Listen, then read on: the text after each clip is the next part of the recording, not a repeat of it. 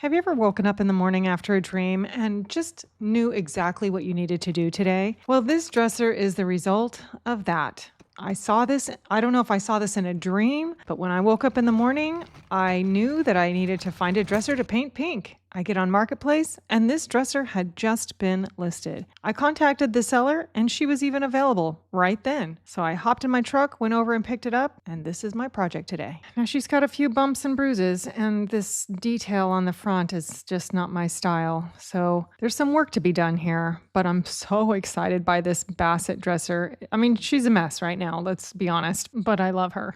Want to learn furniture refinishing? I have step-by-step guides for every stage of the process, and Refinish and Profit covers the business side.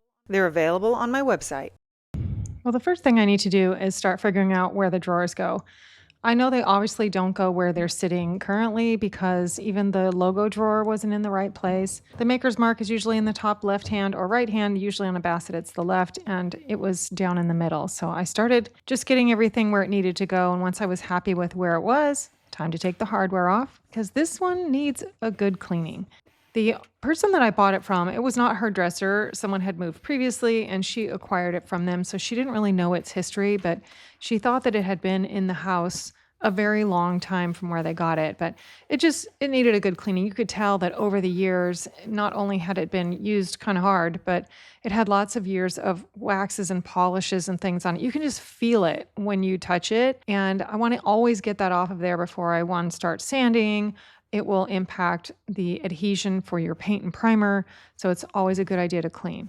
Once I got everything cleaned, it's time to take the drawers out, and of course, I'm labeling them because I want them to now go back in the little home that I have determined is the right spot for them.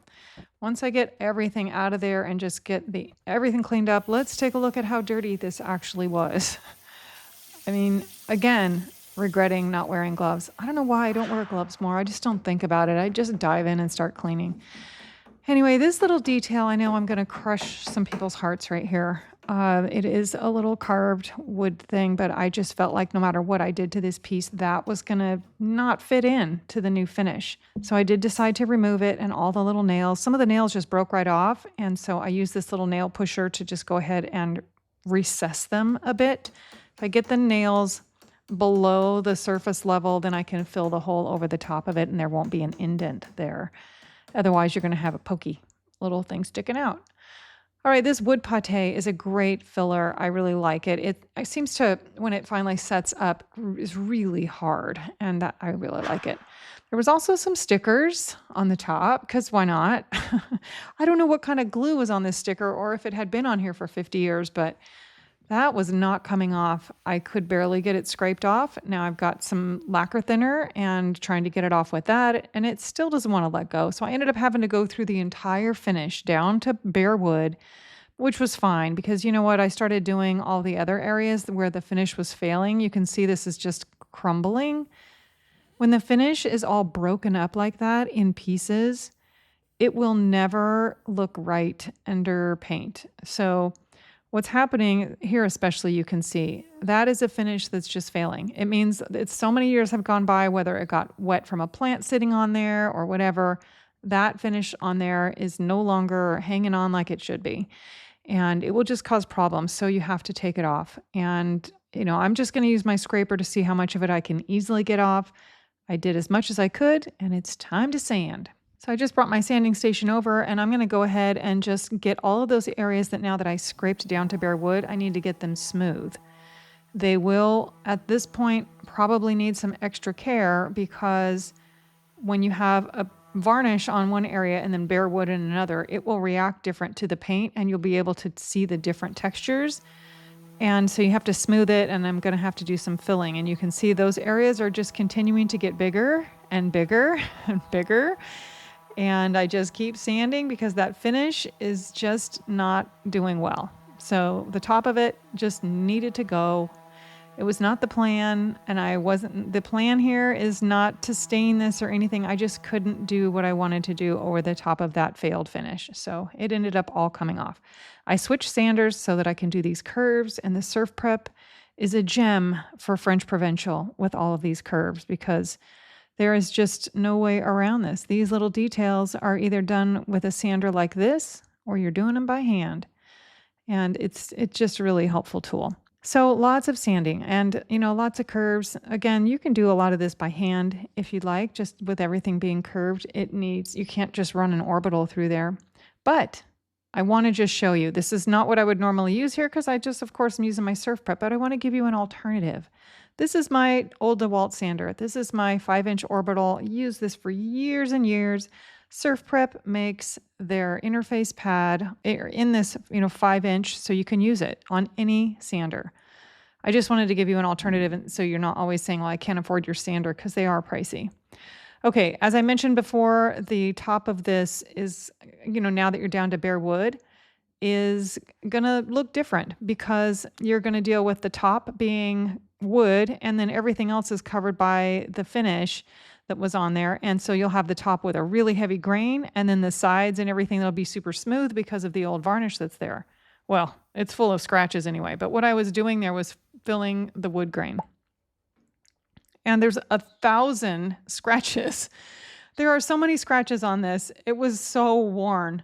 So I took a powdered wood filler and I mixed some water in it and I created a slurry. I let that dry and then I have to sand it. It makes a massive, incredible mess. So this is not something you do in close quarter. It's just messy. You just have to say, my garage is going to be covered in dust. That's just how it goes. I even had the vacuum attached to it. It was still a mess. But anyway, it will get down into the wood and fill in a lot of that wood grain. So now when I paint it, it's going to be much smoother.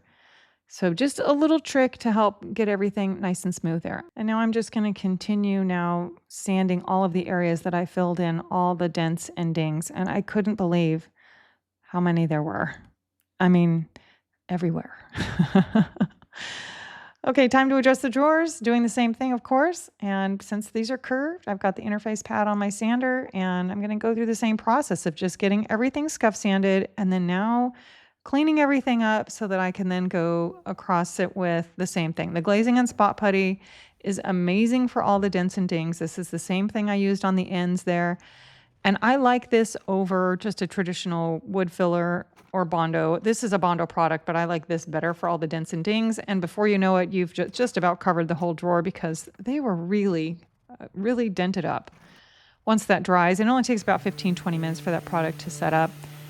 And then you have to sand everything smooth. Now, if you sat and sanded everything and you sand it all off, well, now there's nothing left to fill in that dent. So you have to leave just a little bit so that it's the area is all filled in. The sides of the drawers also needed to be sanded because there was a lot of residual stain and stuff all over the side of the drawers. So I got that all cleaned and tidied up. So just finishing up the last drawer and then the sides of it, just makes everything feel much more put together when the sides also look really nice. And then it's the time for the blowout because there is dust everywhere. The wood filler makes a mess, but it really does a good job. And then you have to be careful not to wipe it away with a wet rag. That was just a barely damp cloth. But time to get everything cleaned up because you know what? We're making good progress. So this gal has gone through a lot already, had a lot of dents and dings and repairs done, but it's time to get this ready for the next stage. So I am taping over all those dovetails, especially since I just spent so much time sanding them. I want them not to have any overspray on them. In some cabinets, you don't need to do that because the drawers fit so tight, but I just wasn't confident here. All right, into the tent for some primer. And I never skip primer, even when I am using these high quality all-in-one paints. I still do this primer coat because you just can't sand a paint layer like you can a primer layer. So I love this primer and it is tinted and it's going to just have coverage galore. You won't see any of these variations in the finish anymore. They are just gone. So I'm just getting a nice solid coat of primer on there. And I do get asked this question a lot. Do you also prime the tops of the drawers? So here's my answer. I don't usually film this. I don't know why. I just go ahead and do it and I don't film it, but I get so many questions about it that I decided to go ahead and just give that a quick minute on camera so you can see that I do prime the tops there also. And now that the primer's on, it just makes any imperfections that may still be there, they just like glow. Now all of a sudden you can see them when you couldn't before. So a little bit more wood filler. I could have used the glazing and spot putty here too. And I do get questions as to why I switch products. I don't know. Sometimes I just grab the spot or the wood pate over the glazing, but they both would work. And, you know, a lot of times I actually do use the glazing and spot putty. Anyway, I got that all done and I got those areas sanded back down. I hit them with a little bit more primer again because I want everything to be nice and even before I start with my paint layer. So once I got the rest of the primer all touched up, it's time for color. And this is my favorite blush. It is a custom color. I made this several years ago. I mixed like Monticello Rose and Pale Oak, or I don't know, there was another like a really light beige that had a little gray in it. And I mixed that up and I created this I'm calling Champagne Blush.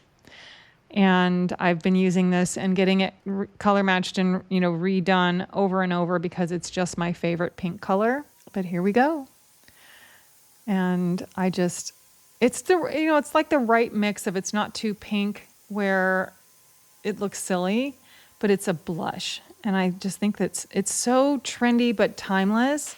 And most of the time when I paint pieces in this color, you would think, oh, that's so cute for a little girl's room. But most of the time, they're sold to adults. So, you know, adults really want to have this color too, and that's perfectly fine. It is such a beautiful blush. I just love these curves, and I don't know why these types of dressers to me just, I think they should be pink. I do the same process on the tops of the drawers. I get those all touched up. They usually require a couple of coats. And I do that in between coats because I want to make sure that if there's anything that I'm hitting with the top with the foam brush, that I'm blending it on that next layer. So I do all these touch-ups in between coats. Yeah, this is the one thing about painting with drawers in place. This is the only thing I have to do, but the inside of my dresser is absolutely spotless. One more quick scuff sand. Now everything is pretty smooth, so I don't have to do a lot of sanding here because I did sand that primer coat, but I just give it a once over real quick just to make sure everything's smooth. I'll wipe everything down with a wet microfiber towel. The dust is super fine, but I still like to get it cleaned off. And then here I go with the second coat. So I usually do 2 coats of paint. I do my nice coat of primer, 2 coats of paint, and then I will follow up with a top coat. And even when I am using the all-in-one paints, I almost always still follow up with a top coat. I just like the matte finish, and so I really amend the sheen more than anything with the top coat. So just another quick wipe down. I'm not sanding, I'm just wiping down, and this is top coat. You can see I'm spraying it a little differently. I move faster. This is a wider pass, and I'll do several of these, but it does go on differently than paint. All right, time to get that out of the tent because it is done. This color is on. Taking all that tape off the drawers. I'm going to condition those later, but they don't have any overspray on them and look beautiful. But these drawers are a mess. I don't know what was happening here. I kept finding lots of paper clips and staples, and I have a feeling this was used as some type of utility dresser or something in an office. And that is like glue, and then there's ink, and yeah, the acetone is going to work. So I tried to get all this off of here, and I have to at least make it smooth. I don't think I'm going to be able to get all these stains out of the drawer because they're just soaked down into the wood, which is now going to require me to line the drawers. Sometimes these drawers are just pristine and beautiful, and I don't want to cover it with drawer liners, but then other times I'm faced with beautiful drawers that have stains all over them, and so I just really feel like I need to line them so that they're just as beautiful as the outside. These do have curves and can be a challenge for some people, so this is how I do curves. I cut the width, I measured everything, so I cut the width, and then I lay the drawer on top and I mark out the curve. And then I cut that and get everything all dusted out. I'm going to dry fit that and make sure that the curve is the same as the inside of the drawer, which it should be. And once I'm confident that I've cut that curve properly, I'm going to lay that down in there. I will have to trim the back. It's a little harder to get the curve going and the depth, so I just go ahead and concentrate on the curve, and then I will trim the end of it here once I get it in place. I just have an X-Acto knife. Otherwise, if I'm doing a square drawer, you'll see that my liners just fit right in there because I measure it in both directions. But when I'm dealing with a curve, it's just a little bit different. But there it is. She's beautiful.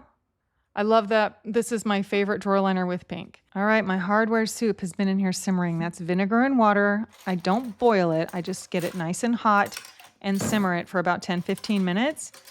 And, you know, it just loosens everything up, getting it cooled off. And then I'm going to sit here and scrub. These have to be scrubbed. I wish there was another way around it, but there's just no magic to it. A little barkeeper's friend and some steel wool makes the magic happen. And I like to use the cream one. A lot of people also use the powder, and it might be a little more abrasive and actually may work. I have always used this soft one, so I can't attest to the powder, but they're both readily available. This is just the one that I have found. The powder could actually be more abrasive. I don't know. Anyway, scrub, scrub, scrub, and look at the difference. That is amazing. And when those dry, they actually pop with just even a little bit more brass color.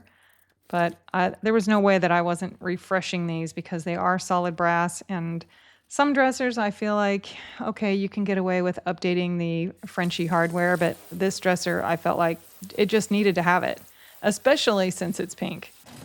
But that is now beautiful. I can't wait to get that back on there. So the elbow grease definitely pays off. It just takes a little bit of time and effort, but those really shine up. Okay, a little wood conditioner on all of these drawers. They were sanded and now they're just really dry, but they are just beautiful. So I'll flip those over and of course do the other side. And now it's time to put the hardware back on. She's just looking beautiful. And because I just feel like this is such a special little piece, I'm going to go ahead and put one of my logos inside. These little wood logos, I don't put them in every piece, but sometimes I feel like I just love it and I want to mark it. So I put that in there with a little wood glue, and this one is done. So time for a little bit of staging, and let's take a look back at where this started. A little rough looking. I mean, exactly what I wanted, but she was rough. And here we are now. She's so pretty and just subtle and soft and beautiful. I just love all of it. And I really feel like, even though it's pink, this is a timeless color. And I hope you like this as much as I do. It's just one of my absolute favorites. And sometimes you wake up from a dream and just have to paint pink, and it's worth it. And if you're interested in learning how to refinish furniture, I have a full learning library on my website. And if you like these types of makeovers, make sure you hit that subscribe button to follow for more. And as always, thanks for watching and supporting my channel. I really appreciate you.